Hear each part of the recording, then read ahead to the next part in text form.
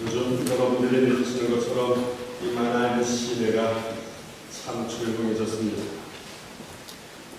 사실은 연초부터 주말이 되면 이 만화의 시에는 축제 분위기에 휩싸였었습니다. 주말이 되면은 곳곳에 모여서 음악을 틀고 춤을 추며 흥겨운 시간들을 보냈습니다. 그러더니 갑자기 만화의 시대가 조용하고 숙연해졌습니다. 만화뿐만 아니라 독일 전체가 조용해지고 그리고 숙연해졌습니다.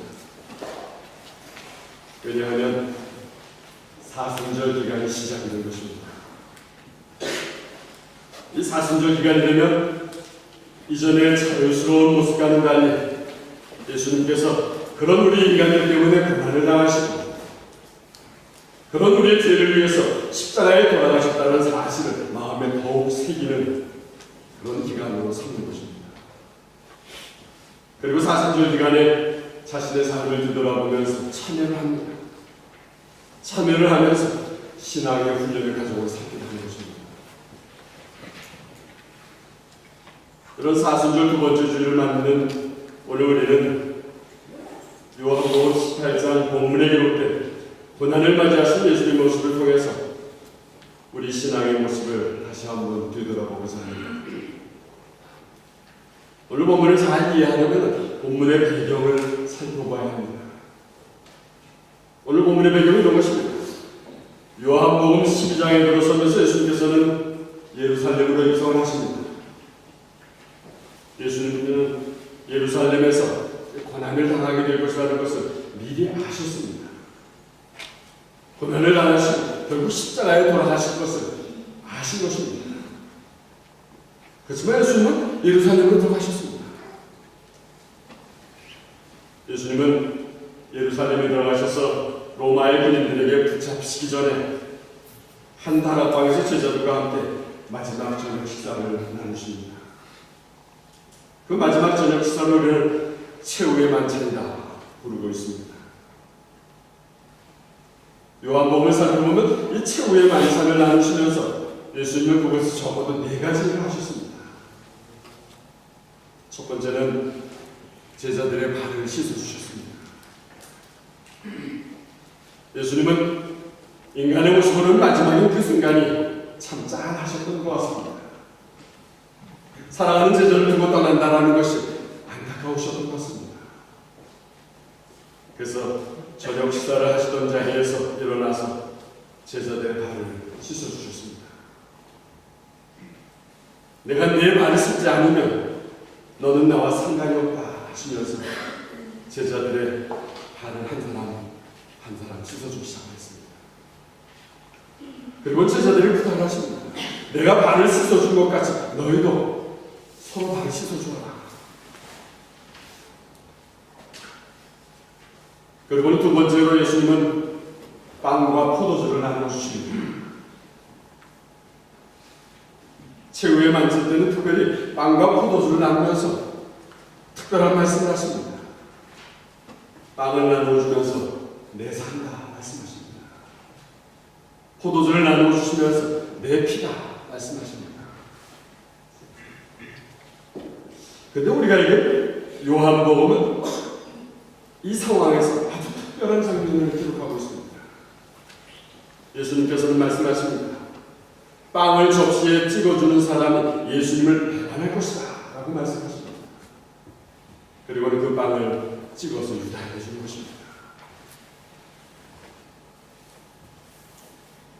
또 예수님께서 세 번째로 최후의 만찬을 나누시면서 요한복음 14장과 16절에서 제자들에게 이제 앞으로 일어날 일들을 자세히 설명을 하십니다. 예수님이 이제 제자들 떠나면 성령이 오실 것을 약속하십니다. 보혜사 성령이 오셔서 제자들을 보호하고 지켜주실 것을 말씀하십니다. 그러니 어떠한 상황이 찾아와도 두려워하지 말라 말씀하십니다. 담대하게 그 어려운 일들을 극복해 나아갈 것을 예수님은 당부하십니다. 그러면서 말씀하십니다. 이 세상에서는 너희가 고난을 당할 것이다. 그러나 담대하라. 내가 세상을 이겼노라.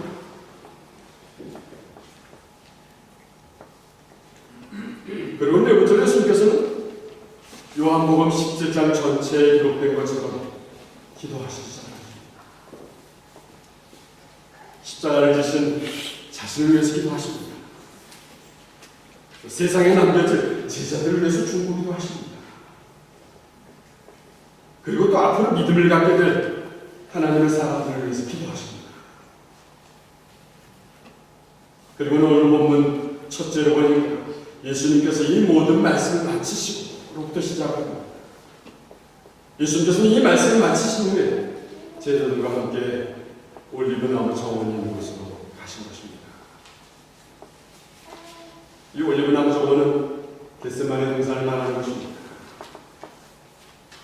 질문해 옵니다. 예수님께서 왜 제자들과 함께 올리브나무 정원을 가셨을까요? 그 이유는 우리가 이미 살펴본 것입니다.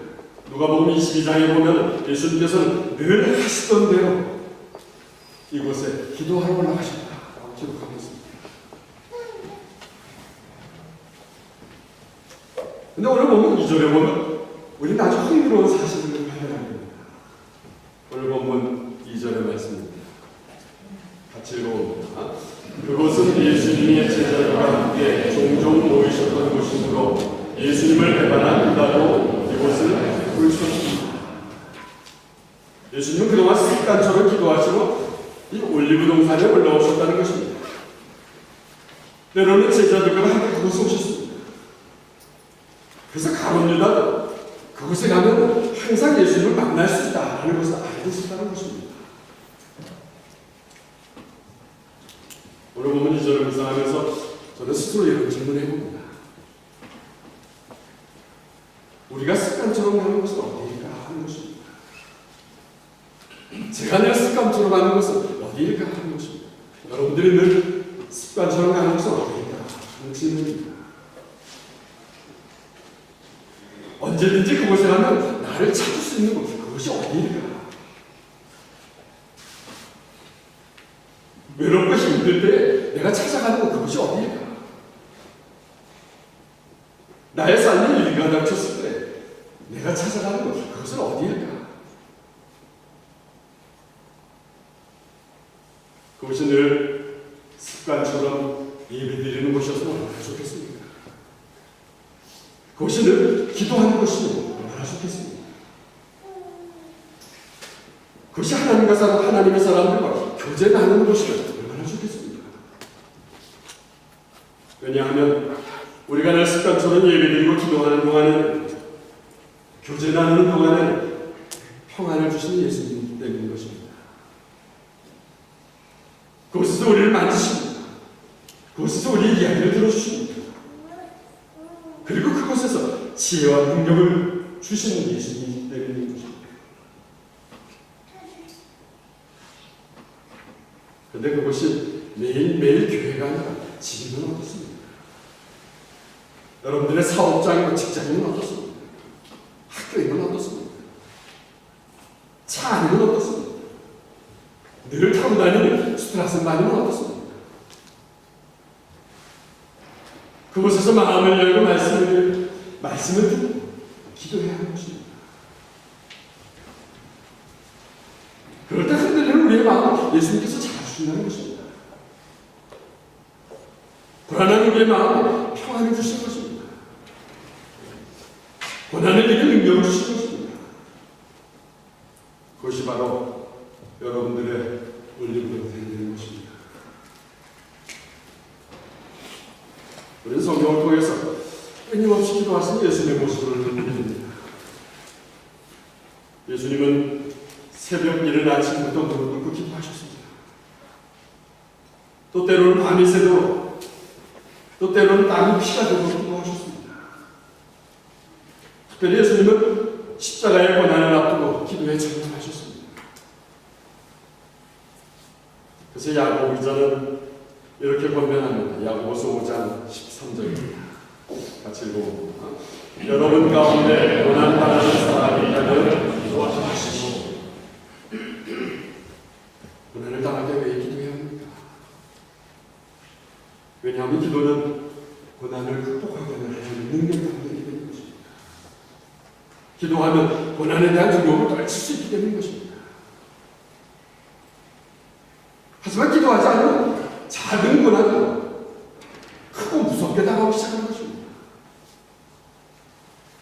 별것 아닌 것부터 시작한 어려움은 무거운 짐을 여겨지기 시작하는 것입니다. 고난이 무거워지고 고난이 두려워지면 그것이 바로 패배의 시작인 것입니다. 실패의 시작인 것입니다. 고난이 다가올 때 여러분들 기도하시기 바랍니다. 오늘 본문에 보니까 가룟 유다는 예수님이 올리브 정원에서 기도하시는 것을 잘 알고 있었습니다. 그래서 가룟 유다는 로마의 군인들과 성전 경비대를 데리고 그곳으로 찾아왔습니다. 그들은 무기를 들었습니다. 무장을 하였습니다. 이들은 대단한 포스로 예수를 책망한 것입니다. 근데 우리 예수님의 그들에 대한 반응도 대단하셨습니다. 오늘 본문 4절을 봅니다. 같이 읽어봅니다. 예수님께서는 자신에게 당칠 일을 다 하시고 그들 앞으로 나서며 부르셨습니다. 너희가 누구를 찾느냐. 기도하신 예수님은 유다가 배신할 것을 알고 계시다는 사실입니다. 그리고 여유있게 그 일에 대응하십니다. 당당하게 그들을 대하십니다. 엄청난 위기의 상황에서 예수님은 조금 더 흔들리지 않으셨습니다. 너희가 누구를 찾느냐? 나사렛 예수다. 그러니 대답하십니다. 내가 너희들을 찾는 나사렛 예수다. 그랬더니 예수님을 잡으려고 온 군인들이 엄청난 무장을 하고 대단한 포스로 달려온 이 군인들이 오히려 두려워합니다. 오늘 본문의 6절의 말씀입니다. 같이 읽어봅니다. 예수님께서 내가 그 사람이다 라고 말씀하셨을 때 사람들은 뒤로 물러나 나에게 뛰었습니다. 이 상황을 가만히 상상해 보시기 바랍니다. 얼마나 신비스러운 반전의 상황입니다. 이 군인들은 단단하게 무장을 하고 예수를 붙잡으러 온 것입니다. 붙잡신 예수님이 당연히 겁을 낼 것입니다. 붙잡신 예수님이 두려워할 것을 이들은 기대하고 온 것입니다. 근데 오늘 본문에 보니까 이들을 대하는 예수님의 반응은 반전이었습니다. 예수님은 조금도 두려워하지 않았습니다. 당당히 자신이 예수님을 드러내는 것입니다. 그자 그들은 기겁을 합니다. 뒤로 물러나 땅에 엎드려져 봅니다. 예수님의 영적인 권위 앞에 모두 겁을 먹고 뒤로 나아져가진 것입니다. 그렇습니다. 기도하는 사람에게는 영적인 권위가 있다는 것입니다. 누구든지 기도하는 사람 앞에서는 영적인 권위에 눌리게 된다는 것입니다. 근데 기도하지 않은 사람은 영적인 권위가 없습니다. 그 사람의 명예가 있고 그 사람의 지식이 아무리 높아도 소용이 없습니다. 영적인 권위가 없으면 두려움을 사로잡기 시작합니다. 영적인 권위가 없으면 사람들을 무서워합니다. 세상을 두려워하기 시작합니다. 사람을 무서워하고 세상을 두려워하면 아무것도 할 수 없는 것입니다. 이리저리 눈치만 보면서 끌려다니게 될 것입니다. 그러나 교회가 가지고 있는 것은 이 영적인 권위입니다. 우리 그리스도인들이 가지고 있는 것은 바로 이 영적인 권위인 것입니다. 말씀을 통해서 기도를 통해서 갖게 되는 영적인 권위인 것입니다. 교회가 그리스도인이 이 영적인 권위를 잃어버리면 사람들에게 끌려가게 될 것입니다. 교회가 세상의 방법에 끌려다닌다면 아마도 모든 것을 잃어버리게 될 것입니다. 그러나 이런 위기 앞에서 기도로 준비하신 예수님은 영적으로 충만하셨습니다. 무슨 일이 일어날지 기도로 준비하신 예수님은 갑자기 닥쳐온 이 위기의 상황 속에서도 한없이 잘 모으셨습니다. 조금 더 흔들리지 않은 놀라운 모습이십니다. 엄청난 위기 앞에서 피하시지도 않으셨습니다. 변명하시다고 하셨습니다.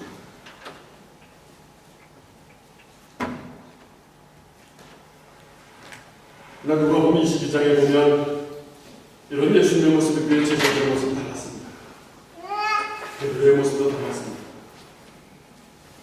이 위기 앞에서 기도로 준비하지 못했던 제자들과 이 베드로의 모습을 우리는 발견하게 됩니다. 누가복음 22장 46절의 말씀입니다. 같이 읽어봅니다. 예수님은 그들에게 말씀하셨습니다. 왜 잠을 자고 있느냐? 일어나라. 그리고 시험을 내지 않게. 예수님은 땀이 피가 되시도록 간절하게 기도하셨습니다. 왜 제자들은 기도하고 있지 않았습니다. 예수님의 간절한 제자들의 영적으로 느껴지지 않았다는 것입니다. 예수님께서 아무리 설명하셨어도 제자들은 잠자고 있었던 것입니다. 이제 곧 고난을 당하실 것이고 이제 곧 십자가를 지실 것이고 죽는다라고 아무리 설명을 해도 제자들에게는 별거 다른 소리를 들리는 것입니다. 결국 기도로 준비하지 못하고 잠만 자고 있던 베드로는 충동적인 행동을 합니다. 오늘 본문을 보니까 무장한 군인들이 예수님의 영적인 머리에 뒤로 막 자빠집니다. 그자 베드로는 이때 나온 기회를 잡습니다. 오늘 본문의 10절에 갔습니다. 같이 읽어봅니다. 그때 시몬 베드로는 칼을 잡고 있었습니다. 베드로가 칼을 내어 그의 제사장의 조를 쳐서 오른쪽 귀를 베어버렸습니다. 그 종의 이름은 나였습니다. 어떻게 보면 참 용감한 베드로의 행동이었습니다. 위험한 상황에서 예수님을 지키겠다는 용감한 행동이었습니다. 그런데 예수님이 보시기에는 참 답답한 행동이라는 것입니다. 여기서 가만히 생각해 봅니다. 그동안 베드로는 예수님께 영적인 지적을 많이 받았던 인물입니다. 베드로는 예수님께 사탄아 물러가라 하실 정도로 경고를 받았습니다. 또 베드로는 자기 목숨을 바쳐서 예수를 따라가겠습니다. 큰 소리 쳤습니다. 그러나 예수님께서는 그에게 경고합니다. 내가 나를 3번이나 대신할 것이다. 이 정도 되면 베드로는 자신이 얼마나 상태가 열악한지 알아야 할 것입니다. 깨달아야 했습니다. 이렇게 경고를 받고 야단을 맞으면 자신이 얼마나 영적으로 어리석은지 느꼈어야 하는 것입니다.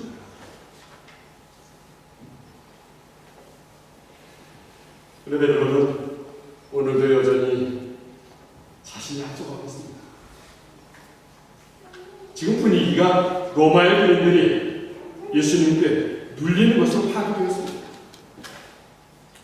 아마도 예수님이 눌리는 상황, 예수님을 꼼짝없이 잡히는 상황이라면 베드로가 칼을 뽑았을까라는 생각이 듭니다.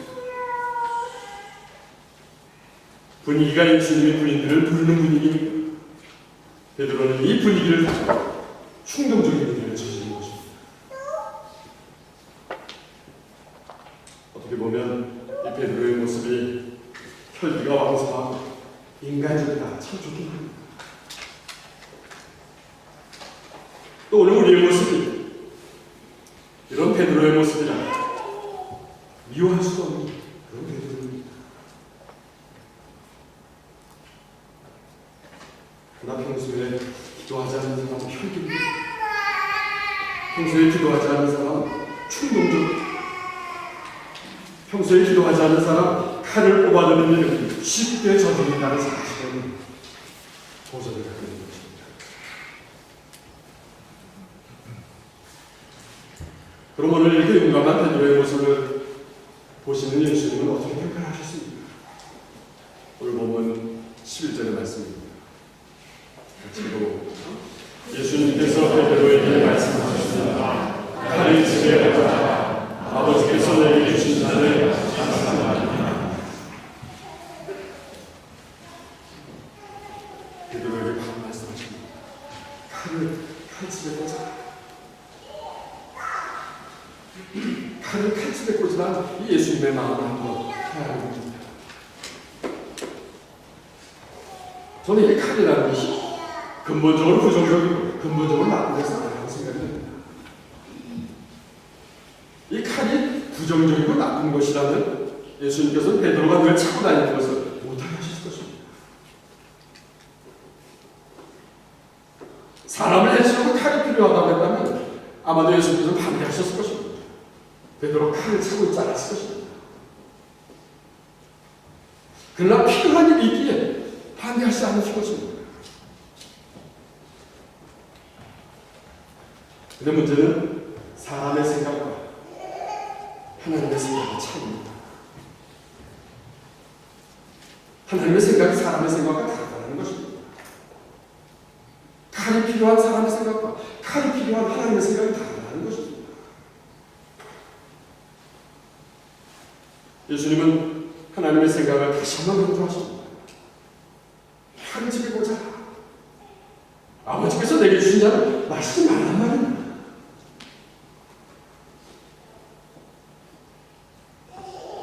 지금 이런 말씀을 하신 예수님의 마음은 또 어떤 것입니까? 저는 예수님의 마음을 오늘 두 가지로 구분해보고 싶습니다. 첫 번째는 하나님의 뜻과 계획은 칼로 이루어지는 것이 아니라는 말씀입니다. 하나님의 나라는 결코 무력으로 이루는 것이 아니라는 것입니다. 이 무력이라는 것은 인간적으로 고집을 피우면서 인간적인 생각을 하는 것을 포함하는 것입니다. 또 이 무력이라는 것은 인간적인 열정입니다. 인간적인 열정으로 혼자서 앞서가는 것을 포함하는 것입니다. 또 무력이라는 것은 인간적인 충성심도 포함되는 것입니다. 인간적인 생각을 고집을 인간적인 열정으로 혼자서 앞서가고 인간적인 충성심으로 무엇을 할 수 있다고 생각하는 거예요. 그것으로 하나님의 뜻을 이룰 수가 없다는 것입니다. 베드로의 칼의 힘이 예수님의 십자가의 길을 나을 수 없다는 것입니다. 이 무력은 오히려 또 다른 갈등을 만듭니다. 무력은 상처를 만들어내고 무력은 아픔을 만들어내는 것입니다. 이런 것들은 평화를 원해서 하나님의 뜻과는 거려먹는 것입니다. 그 갈등과 상처와 아픔을 용서하시고 마무리하시고 예수님께서 십자가를 지시하시는 것입니다. 그 하나님의 뜻이라면 아무도 막을 수 없다는 것입니다. 하나님께서 하시기를 결정하신 일들이라면 누가 반대를 한다면 누가 반대를 해서 무력을 동원한다 하면 막을 수 없다는 것입니다. 하나님의 뜻대로 이루어지는 것입니다.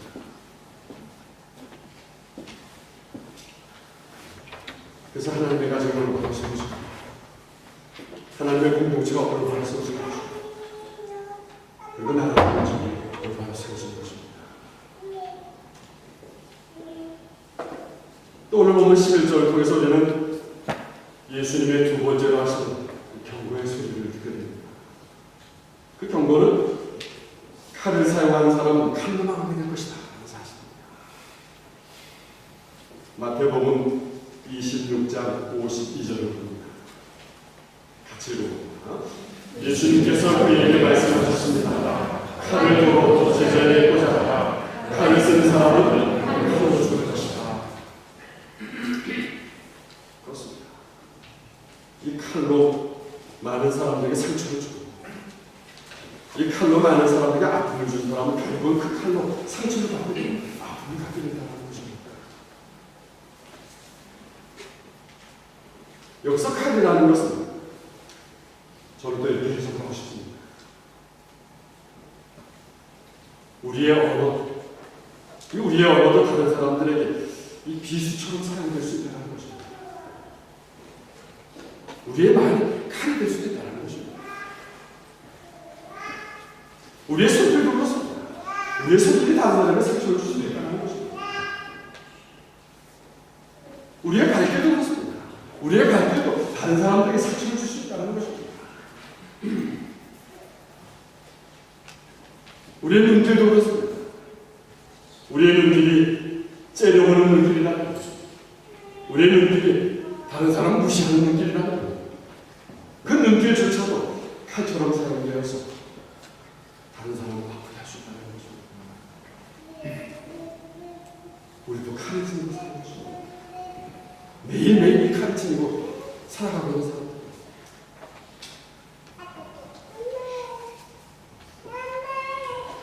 근데 누가복음을 보면 우리 놀라운 사실을 발견하게 됩니다. 누가복음 22장 51절입니다. 같이 읽어봅니다. 예수님께서 말씀하셨습니다. 만나라. 그리고 그 종의 길을 만나서 예수님께서 지금 말고의 잘려진 길을 만져서 고쳐주셨습니다. 무슨 일이라는 것입니다. 예수님께는 폭력보다는 치유가 우선인 것입니다. 잡혀가시는 상황에서도 미움보다는 예수님께는 사랑이 우선이셨습니다.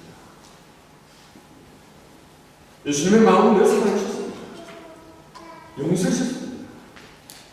치유이셨습니다. 화해하셨습니다. 예수님께서 십자가를 지셔야만 하는 중요한 이유는 무엇입니까? 우리들의 죄들인 것입니다. 우리들의 죄로 생겨진 절망, 우리들의 죄로 생겨진 상처, 우리들의 죄로 생겨진 아픔을 용서하시고 치유하시기 위해서 고난을 당하시고 그리고 십자가를 지신 것입니다.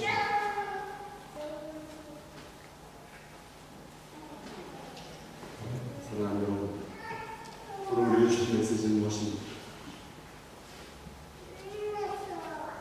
우리도 예수님처럼 끊임없이 기도해야 하는 것입니다. 우리가 예수님처럼 기도할 때 우리는 영적인 능력을 갖게 될 것입니다. 우리가 예수님처럼 기도할 때 우리는 하나님의 뜻을 깨닫게 될 것입니다. 그래서 고난의 위기가 닥쳐와도 당황하지 않게 될 것입니다. 앞길이 보이지 않을 때에도 답답해하고 절망하지 않을 것입니다.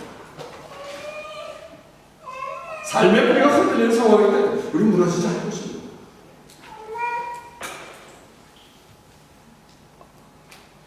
그런데 기도하지 않으면 오늘 봄내 베드로처럼 칼을 뽑아내게 될 것입니다. 기도하지 않으면 당장 무력을 써서라도 그 위기를 벗어나야 할 것입니다. 기도하지 않으면 당장 힘 있는 사람을 의지하게 될 것입니다. 그 사람이 올바른 사람인지 중요하지 않습니다. 그것으로도 다른 사람들을 만드는 것입니다. 그것으로도 갈등을 만드는 것입니다.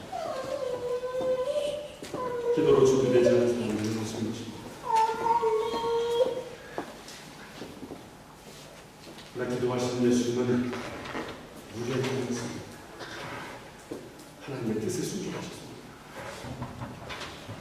자신을 괴롭히고 자신을 죽이려는 사람들까지 사랑하고 용서하셨습니다. 그들이 아파하는 때 치유해 주셨습니다.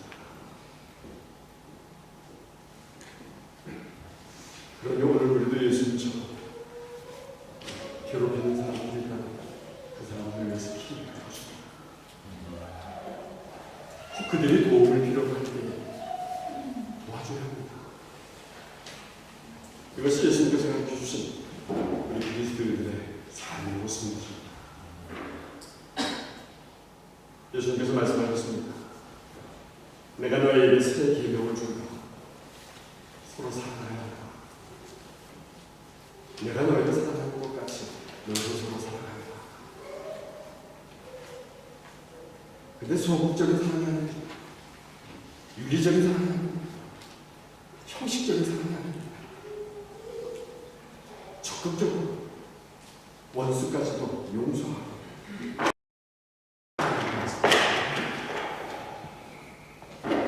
이 사순절의 계절에 예수님의 큰 사랑의 계명을